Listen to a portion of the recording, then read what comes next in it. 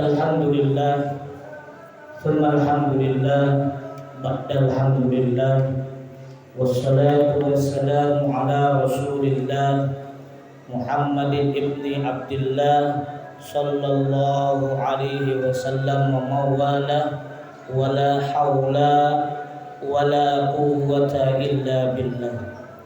Asyhadu an la ilaha illallah wahdahu la syarika lah wa asyhadu anna Muhammadan abduhu wa rasuluhu la nabiyya ba'dah. Allahumma salli wa sallim wa barik ala sayyidina Muhammadin wa ala alihi wa ashabihi ajma'in, amma ba'd. Fa ya ayyuhal hadirun ittaqullaha haqqa tuqatih wa la tamutunna illa wa antum muslimun. Wa qala Allah ta'ala fil Qur'anil Karim, a'udzu billahi minasy syaithanir rajim. Bismillahirrahmanirrahim. Wal 'ashri innal insana lafi khusrin illa alladziina aamanu wa 'amilus shalihati wa tawassaw bil haqq wa tawassaw bis sabr. Shadaqallahul 'aliyyul 'azim wa shadaqa rasul habibul karim wa nahnu 'ala dzalika minasyahidin wa syakirin. Alhamdulillahi rabbil alamin. Ilahi anta maqsudi wa ridhaka matlubi, a'tini mahabbataka wa ma'rifataka. Hadirin sidang sholat Jumat yang berbahagia, marilah kita hadapkan syukur kita kepada Allah Subhanahu wa ta'ala dengan sebenarnya syukur, disinkronisasikan antara hati, ucapan, dan perbuatan. Maka dari itu, nikmat yang paling besar yang wajib kita syukuri adalah nikmat iman, Islam, dan ihsan serta sehat wal afiyah, sehingga sampai detik hari ini Allah memampukan kita, Allah membisarkan kita untuk sama-sama melaksanakan sholat Jumat dengan berjamaah. Semoga senantiasa amal ibadah kita diterima oleh Allah Subhanahu wa ta'ala. Amin ya rabbal alamin. Shalawat beriring salam semoga terlimpah curahkan kepada junjungan kita Baginda Rasulullah Muhammad sallallahu alaihi wasallam beserta keluarganya, sahabatnya, serta aulia Allah dan para pengikutnya sampai hari akhir. Insyaallah kita sebagai umatnya diberi sahabat oleh beliau. Amin ya rabbal alamin. Hadirin sidang Jumat yang bahagia, sebelum materi khatib Jumat ini saya sampaikan, saya mengajak para hadirin sekalian untuk sama-sama meningkatkan kualitas dan kuantitas iman dan takwa kita kepada Allah Subhanahu wa ta'ala dengan sebenar-benarnya takwa, sehingga kita mendapatkan predikat husnul khatimah dan husnul bidayah. Amin ya rabbal alamin.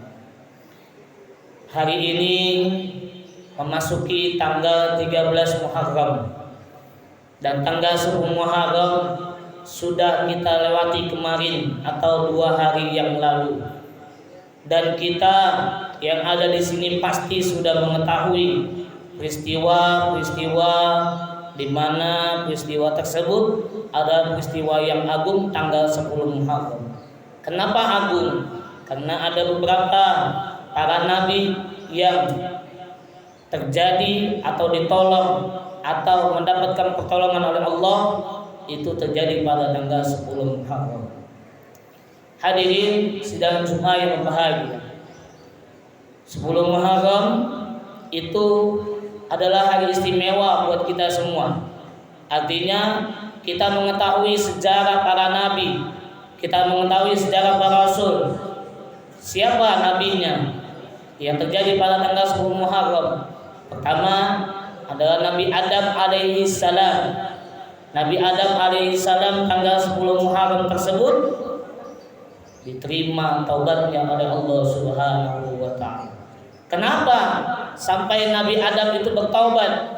Karena ketika Nabi Adam alaihissalam masih menjadi penghuni surga, Nabi Adam alaihissalam kaget melihat pasangannya atau melihat seorang perempuan di sebelahnya ketika bangun tidur. Ketika itu Nabi Adam dan Siti Hawa berjalan di surga, dan Allah mengatakan kepada Nabi Adam, "Wahai Adam, silakanlah tinggal di surga selamanya, semau kamu, tapi asalkan jangan engkau dekati pohon ini, pohon atau buah khuldi." Dan pada akhirnya Nabi Adam sebagai seorang laki-laki dibujuk oleh Siti Hawa, yang notabene seorang perempuan yang selalu membujuk laki-laki, dan pada akhirnya Nabi Adam terjebak dan mengambillah buah khuldi tersebut, dan diturunkanlah ke muka bumi, dan jadilah kita semua yang ada di sini. Kita ini diperjalankan oleh Allah sabab adanya Nabi Adam dan Siti Hawa. Dan Nabi Adam diterima taubatnya karena apa? Beliau membaca doanya, "Rabbana zalamna anfusana wa illam taghfir lana wa tarhamna lanakunanna minal khasirin." Sekelas Nabi Adam saja bisa terjebak, apalagi kita manusia yang biasa.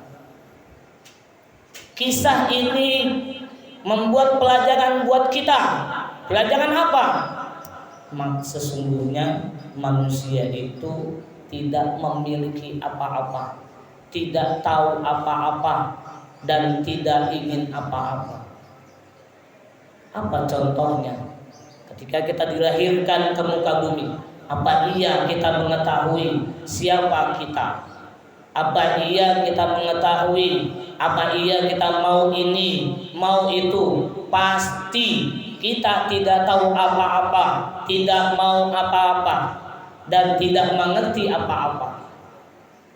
Maka dari itu Allah mengilhamkan kepada Nabi Adam berupa apa? Minal ilmi illa qalila.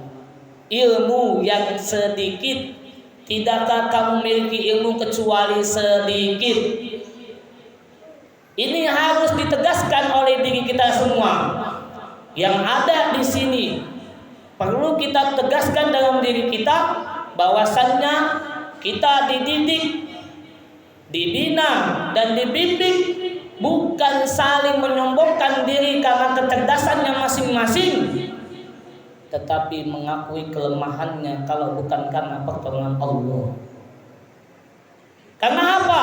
Pada hakikatnya kita dibimbing, dibina dari lahir sampai sekarang itu bukan kemauan kita, tapi kemauan Nabi Adam alaihissalam. Jatuhlah kepada kedua orang tua kita, dan kita dituntut oleh dunia, bukan oleh Allah, tapi oleh dunia untuk memiliki ilmu.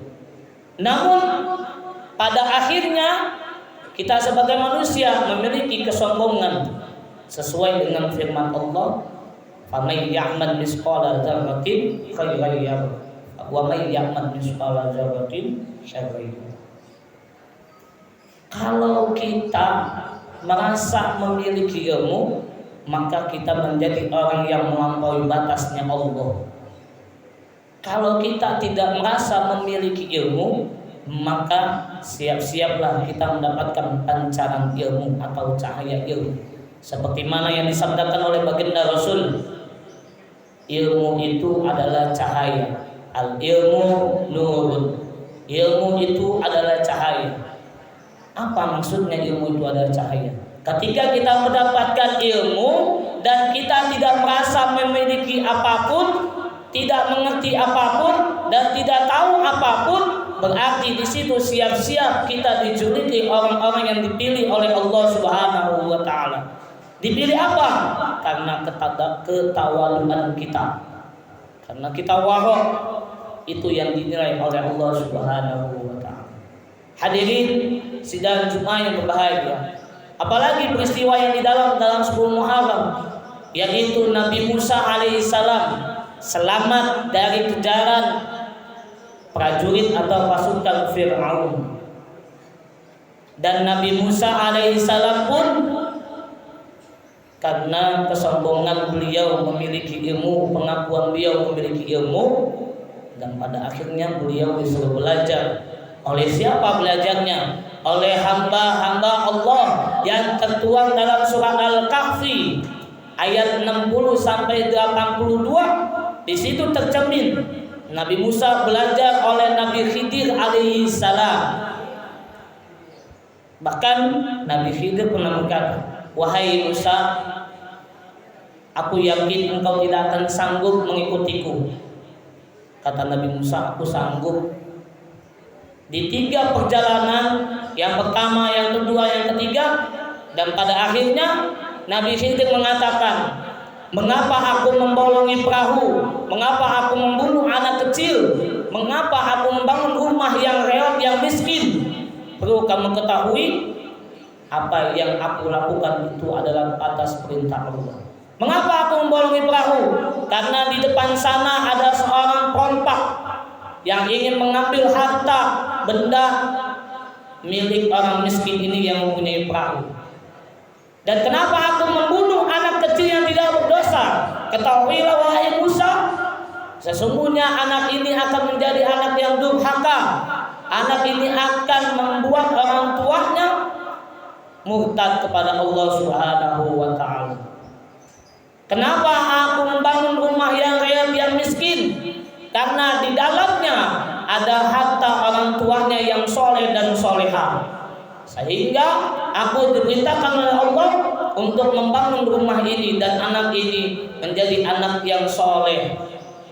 Hadirin sidang Jumat yang berbahagia, pelajaran ini perlu kita perhatikan baik-baik, perlu kita tanamkan dalam kita baik-baik, bahwasannya setiap ilmu yang diberikan itu bukan hanya di sekolah saja, tetapi dari seorang pemulung, dari seorang tuna wicara atau tuna rungu, itu kita bisa mengambil pelajaran.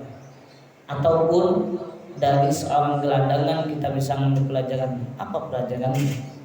Kita masih berikan kenikmatan oleh Allah, dan dia pun masih berikan kenikmatan oleh Allah. Bedanya kita punya rumah, dia tidak punya rumah. Kita diberikan kelayakan hidup, dia tidak, dia belum diberikan kelayakan hidup. Maka dari itu saya mengajak semua yang ada di sini, kita sama-sama untuk bisa saling menasehati dalam kebaikan dan saling menasehati dalam kesabaran. Semoga Allah Subhanahu wa ta'ala berkahi semuanya, segalanya, selamanya. A'udzu billahi minasyaitonir rajim. Bismillahirrahmanirrahim. Wal 'ashri innal insana lafi khusr illa alladziina aamanu wa 'amilus shalihati wa tawassaw bil haqq wa tawassaw bis sabr. Barakallahu li wa lakum fil Qur'anil karim wa nafa'ani wa iyyakum bima fihi minal ayati wa dzikril hakim. Aqulu qawli hadza fastaghfiru innahu huwal ghafurur rahim.